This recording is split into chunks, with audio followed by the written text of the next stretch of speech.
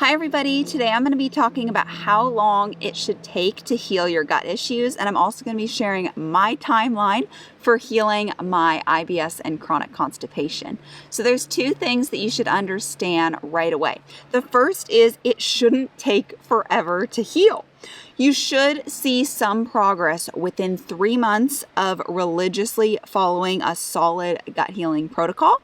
You'll likely see some progress and improvements much sooner than that. A lot of my clients see improvements in just 3 to 6 weeks of following my recommendations.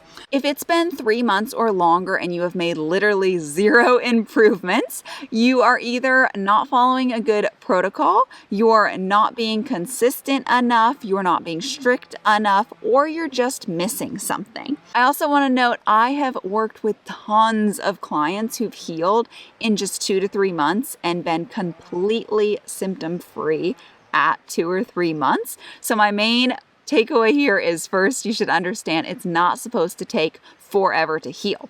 But my second point is, on the other hand, it can take some time. So some people will take a year or more to be completely symptom-free and completely healed. So you'll certainly see progress a lot sooner than that. Like I just said, you should see some kind of improvement in 3 months, if not sooner. But yeah, some people it just takes a lot longer, especially if you've had really bad issues like autoimmune disease, Crohn's disease, ulcerative colitis, something like that. If you just have very severe issues, if you've had your issues for a very long time, like 10 plus years, and if you just haven't really made any progress yet, it's just going to take a little bit longer to heal. But yeah, remember, you'll be making progress before that, so it's not like a year till you feel anything better. It might take a year till you're completely better. It takes some time to heal that damaged tissue, address the root causes, and fully heal. I personally had chronic gut issues for over 10 years. So I had constipation. I would only have about 2 to 3 bowel movements a week. I had a lot of bloating, stinky gas, abdominal pain, food sensitivities. Just felt like whatever I eat wasn't sitting right, wasn't working, low energy.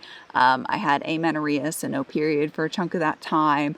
I just had a lot of gut issues. And about 6 years ago, I completely healed my gut, and I've been pretty much symptom-free, and I have had bowel movements nearly every single day that have been complete and relieving for the past 6 years. So you can definitely heal too. Take that away from this video. If nothing else, you can completely heal your gut issues. It is 100% possible. But I want to walk you through my healing timeline so you can get a better sense of exactly how long it took me to heal, how long it will take you to heal, and I'm also going to go over some mistakes I made that really delayed my healing process so that you can avoid the same pitfalls. I'll also share some patterns I see with my clients to help give you an accurate understanding of how long it will take to heal your specific gut issues. So let's start at 5 years old, because this is pretty much where it begins. So in asking my mom, she said that she noticed when I was very young, around 5, is when I first was having tummy pain and constipation. She just said I would complain of tummy pain and then I was constipated a lot. Now I remember this. I remember like only 1 week, maybe 2, that I actually had regular bowel movements as a kid. I just was always constipated. I always struggled. I always had a lot of stinky gas, and I was just very prone to stomach pain. I think it was more mild when I was younger, but I did have some antibiotics as a kid for ear infections, so I do not think that helped. I think that made it worse. Another thing that I think made it worse is, while my family was very, very health conscious, which is amazing and I'm very grateful for, they were very veggie and plant focused, so I did not eat much meat. And as a result, I think I had some nutrient deficiencies and had a lot of plant foods that were just hard to take for my gut. So anyway, those are a few things that I think started to make it a little worse when I was younger. Now, when I was 9, that's kind of the next big thing that happens. And when I was 9, I decided to be vegetarian. So my dad went vegetarian first, and then my brother and I decided that we would too. Now, I did this because I didn't want animals to die what at the time seemed like unnecessarily, so that's why I decided to become vegetarian. It wasn't really too much of a health thing, though, like I said, my family was health conscious, so I was raised in like avoid plastic, don't use hand sanitizer, eat organic, those sorts of things. But anyway, so that definitely was not a good decision as far as my gut health. But until age 14, there's not really any big changes there. So I had kind of moderate gut issues, constipation the whole time, very, very stinky farts. I would get gas, bloating, and just kind of tummy pain. When I was 14 is when I actually started to try to work on my gut health. And ironically, it's also when my gut issues got a lot worse. So when I was 14, I just started to get way into health. This actually got prompted by I did dance as a kid. So I did ballet, and then I also did dance in my high school. And freshman year of high school, a nutritionist came into our dance class and gave a little presentation. And then we got this homework assignment to start a food log recording what we were eating. And I had always thought of myself as a very healthy, health-conscious person, and I realized that just some foods that were a little bit processed, like Cheez-Its, Power Bars, chocolate bars, things like that, had become part of my diet, and those aren't healthy, and I didn't want that. So anyway, that prompted me to be more aware of what I was eating. It also got me into cooking because I wanted to cook food from scratch so that I would eat better and so that I would know what was in my food and make sure it was healthier. So I really am grateful that I got so much more aware of this, but I also, if you've heard of orthorexia, I definitely had orthorexia at that time, and that is an unhealthy obsession with being healthy. So I was very, very obsessive about my health. I wanted everything perfect. I thought that eating vegetarian, vegan, lots of veggies, lots of plants was healthy. So I was hardcore going for that. I was like super aware of every little ingredient, like should I eat, should I not eat, am I hungry, am I full? But I was so aware of it that I started to like overthink it and get out of tune with my body. So anyway, this time led me to eating more plant foods, and I lost some weight. I was having a hard time digesting all these plant foods, and everything would sit like a rock in my stomach. I wouldn't really be hungry. It felt like things weren't being broken down properly. I lost energy. It was hard to eat because I felt so full and bloated and backed up and uncomfortable. So that led me to lose a chunk of weight. I think I was about like 129 pounds, 128 pounds prior to this. And then like when I was 13, 14, and then I dropped down to like 124 pretty quickly. And then the next step, which is at 15, when I went vegan, I ended up dropping down to 115, which was way too low for me personally. So then at 15, I decided that I wanted to go vegan. Now for me, this was mostly actually because of the animals. I started learning about how factory farming for dairy and for eggs was very cruel, and I didn't want to support that. And my solution at the time was veganism. So that was the main reason that I went vegan. It wasn't so much for health. I did not understand the importance of animal foods for your health at the time. So anyway, I went vegan, and I was vegan for a year and 10 months. And that was the worst thing I did by far for my gut. It made my gut issues so horribly bad. I lost my period a little bit before I went vegan, and that was from the switched closer to a vegan diet. So I wasn't fully vegan, but I was very darn close, and I was vegetarian before. I was not eating much in the way of dairy or eggs before going vegan, and I lost a lot of weight. Yeah, so it was losing weight and malnutrition that led me to lose my period. I didn't have it for 2.5 years. So the entire time that I was vegan, I did not have my period. Now, my gut issues got a lot worse too. So my constipation got worse, my bloating got worse, my insecurity in my own ability to determine what I should eat, when I should stop got really bad. I just was not confident in what foods I should be eating, how much I should be eating, when I should be eating, when I should not be eating. Nothing sat right. Everything felt terrible. And at this time, I just was clueless to the possibility that a vegan diet could be causing all of this. I thought that I don't even know. What did I think? I thought that I had to eat easier to digest foods so that if I just ate more soups and warm foods, like that would help. So I was so unsatisfied on a vegan diet that it accidentally created this binge-starve cycle. So what would happen was I would be really uncomfortable from being all backed up from being constipated and being all bloated and gassy and just having all that abdominal pain. And this would make it really hard to eat. So I would undereat, and I was not eating enough food, and I was eating a vegan diet. So I was not getting enough nutrients in. And this would lead me to get so hungry and feel so unsatiated from everything that finally, when I was just starting to feel a little better, like maybe I had a really good bowel movement and cleaned everything out and was a little less stressed because it was the weekend. This would happen a lot on the weekend. I'd feel better, and then it'd be like one of my favorite meals, like a big Mexican meal. I really liked that growing up, like homemade refried beans and tortilla chips and cheese and veggies and guacamole, that kind of meal. We'd have a lot, and I would eat so much of it and feel so horrible after. So this was a big problem for me.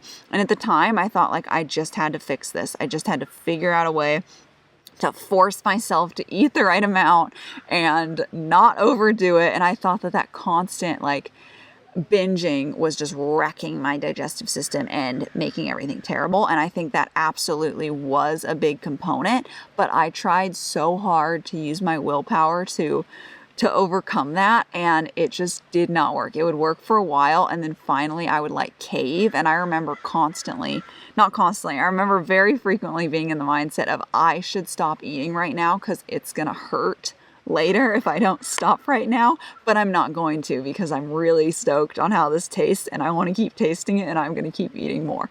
I did that a lot, and now in retrospect, I'm like, I wasn't getting enough nutrients. Of course, I wasn't satiated and wanted to keep eating, especially that would be a lot of like nuts and where I would get more fat in. So it's very interesting. Also, I was not getting anywhere near enough protein, and protein is very satiating. So anyway, that was veganism. Like I said, I didn't have my period the entire time I was vegan. And so one day I remember my stepmom talking to me and being like, this is not healthy. This is not working for your body. And she is very conscious about animals and cares a lot about animals. So she brought up to me, like, you can support these local farms that you see who are treating their cows and their chickens good, and then you can nourish yourself better. Like, you can be kind to the animals, support these good practices, but you can actually nourish your body and start feeling better. And that just really resonated with me, and it felt like it was a hard truth I had to heal. So I decided to start eating dairy and eggs again. So I went back to vegetarianism. Now, this is when I was 17, by the way. So I loved reintroducing eggs and dairy. It was delicious. I was so into cooking, so it opened up so many possibilities cooking-wise. It was amazing. And my body loved it. A month later, I got my period back. I did slowly notice a few improvements from this. I think my symptoms were slightly less bad. Not huge though. I was able to actually start putting on some more healthy weight. During this time, I also started weightlifting. So I stopped dancing and moved to weightlifting, and that also helped a lot. So I was able to put on some healthy weight. Yeah, I got my period back. So those were positive things there, but I definitely still had digestive issues. So when I was 19, I actually started considering introducing meat again. Now for me, it's so interesting. So many of these things on my journey wasn't necessarily me going like, I need to do this to be healthier, but it all is so much part of it. So anyway, I was thinking, I'm spending this time weightlifting. I want to make sure I'm getting the most out of it. You know, I'm working really hard, exercising. I want to make sure I'm giving my body the right nutrition. So I just briefly started looking into nutrition to support your weightlifting. And huge thing I found right away is you got to eat enough protein. So I started tracking my macros, seeing how much protein I was getting, and I realized that it is so hard, so hard to get enough protein on a vegetarian diet. I remember eating like way over my calories that I wanted to eat, using protein powder and like beans and things like that to try to get enough protein, and I was still like, I don't even know if I broke 100 grams of protein. Now I get 130 to 150 grams a day, and it's not hard at all eating animal foods. So anyway, that started getting me thinking like, I need to be eating this much protein, and it's like ridiculously hard on this diet. And anyway, there was a lot of other kind of philosophical things and worldview changes that I was going through, and I was really gravitating towards like what is true in nature, what's going on in nature. And I started just to realize that eating meat is natural. It happens all the time. We're omnivores. We're meant to eat meat. In nature, other animals that eat other animals don't feel bad. It's just what they do. And I felt very repulsed by factory farming. So I did go like, I want to eat good meat. Like I want to make sure I'm getting it from a good source. But anyway, long story short, I was like, you know what? I think this is something I need to do. I decided to go for it. I started eating meat, and this is one of the best things I did for my gut healing journey. I got a lot more regular with my bowel movements, I noticed, after introducing meat. I can't remember exactly how long. I was very gradual with introducing meat too. But after I'd been eating it more regularly, I noticed that my stomach felt a little flatter afterwards. I was less bloated, less gassy. I was a lot hungrier for my meals. I was a lot more satiated from my meals. I saw a ton of improvements just from introducing meat. So I guess a big lesson here on your journey is be very open to new things, because your view of health could be wrong and it could be preventing you from healing. And that was huge for me. So then let's see, about a year later, when I was 20, I started learning about ancestral nutrition. So I read the book Deep Nutrition by Dr. Kate Shanahan. I love that book. It's an awesome one. I highly recommend it. I'll leave a link down below if you want to check it out. So in reading that book, I learned about Dr. Weston A. Price. I later went on to read his book, but for the time being, this is where I first heard about him. And I just heard about how our ancestors ate, how much more nourishing it was. It was a really eye-opening book. She talked about how our health impacts our children's health, and how our ancestors' health impacts our health, and about how organ meats are important and fermented foods are important and all this stuff, in bone broth. So I started making my own bone broth. I started making my own ferments. I started making my own liver pate, and this was huge. I learned about how bad seed oils were, so I cut out seed oils. I cut out sugar, gluten, grains, except I had corn every once in a while, and I cut out all legumes except for peanut butter, and I heavily limited nuts and seeds. I did this for 2 years. Now, by this point, I had made a lot of healing progress just by introducing meat again, honestly, and like decreasing stress in my life and working out very regularly. That had helped a lot, but I was not fully healed before this. I was close, but this is like the thing that pushed everything over. This is what helped me to heal. Now, for that 2 years, I was very healed for that. For a lot of that, I just really liked this way of eating. So I kept it up for a long time because I believed how important it is for you. And I eat pretty darn similar now. I just have included a few more things like sourdough bread and properly prepared grains and things like that. But anyway, it didn't take long. So I would say, I don't know, a few months after eating this way, I was very healed.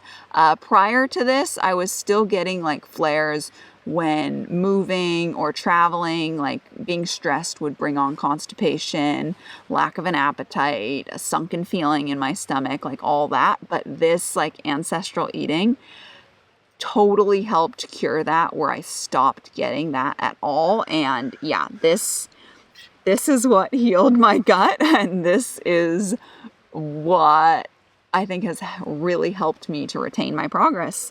So to put a little bit more numbers into this, I had gut issues for around 15 years, from ages 5 to 20. I was actively focusing on my health and trying to heal for about 6 years, so ages 14 to 20. However, as you can see, I made terrible decisions at the beginning with vegan and vegetarian diet. I was eating super high fiber, lots of hard to digest foods. I just made really bad choices in my initial trying to heal, which is why it wasn't very successful at the beginning. And Anyway, it wasn't till I actually learned what I needed to be doing, which was eating meat and eating an ancestral diet, that I really made huge progress.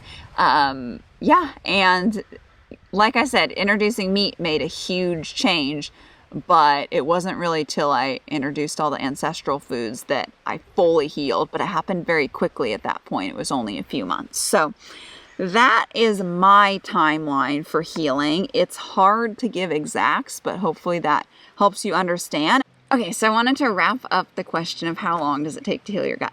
So I would say it takes 2 months to 2 years of strictly, religiously, consistently following a solid gut healing protocol. Now, most people, I would say, are more in the 3 month to 1 year range, but it can vary. And yeah, by heal, I mean like completely symptom free. So the longer you've had your gut issues and the more severe they are, so if you've had your gut issues for 8, 10, 20 years, this is you. If they're very severe, like an autoimmune disease, Crohn's, ulcerative colitis, things of that nature, and if you haven't been working on them successfully very long, so if you haven't been seeing any improvements, if you're in any or all or some of those categories, be prepared for it to take a little bit longer for you personally to heal. Now, if you haven't had your gut issues for that long, like a year, 2 years, 3 years, even 4 years, and or they're just a little bit less severe, so maybe it's mostly bloating, gas, acid reflux, a little bit of constipation, something like that, not crazy, and or you've already been making progress and seeing improvements, you're going to heal really quick. You're just be prepared to be surprised at how quickly you can heal. And remember, healing is lengthening the time between your flare-ups and decreasing the severity of your symptoms until you have none. So how healing typically works is, a little bit in, so this could be 3 weeks in, this could be a month in, 2 months in, you feel a little bit better, your symptoms get a little bit less bad, and then they come back and you're like, oh man, they came back. It happens to everyone. Don't feel bad about it. Then you have them again for a little while and then you feel better again. And this time you feel a little bit more better and it lasts a little bit longer. And then, you have a little flare up and then you feel better again and it lasts even longer and it feels even better. And then, you have a little flare up, but it's a lot more mild and a lot shorter. And then that just kind of keeps happening until you don't have any flare ups or symptoms anymore. So even if you're somebody it takes longer to heal and you have to be really consistent for a year or two, know you're going to be feeling better along the whole process. So 6 months from now, you could be healed or you could be feeling like way better and being that much closer to being healed. So even if it's going to take you a while, know that you'll progressively feel better and better along the way. I also want to touch on a few things that speed up healing. Getting help really speeds up healing, and just having an excellent proven gut healing plan, especially if it's tailored to you, is going to help a ton. That is why I offer coaching. That's why a lot of my clients will heal really quickly, and I'll have a lot of clients heal in 2 to 3 months because I give them a plan that they feel confident in. They just start following that really religiously, really consistently, and that is where you get that really quick progress. Also, I'm there to tailor everything exactly to them, help answer questions that come up, and just make sure this plan is going to be tailored to your specific gut issues, your specific situations, and help you make adjustments along the way. If you want more help with that, I'll leave a link down below where you can book a call with me. And this is a free consultation call to hear more about what I offer with my program, Ancestral Gut Healing, and see if it's a good fit for you. So if you're interested, feel free to book a call. And again, I'll leave a link down below. So another thing is being very consistent and very strict right from the beginning. You need to do every component for healing at the same time, and you have to be consistent with all of those religiously. That's why maybe you've tried something like bone broth in the past, but you haven't done it long enough, or you haven't done the other things at the same time to really see the results from it. You have to be religious with your bone broth, with your ferments, with your organ meats. You have to be religious with not having the gut harming foods. You have to be getting enough sleep. You have to be doing all of these things at the same time to really get the results from them. And you do have to be strict with them, and you do have to be consistent with them, or it's going to drag on. The more consistent, the more committed you can be, the better and quicker results you're going to get.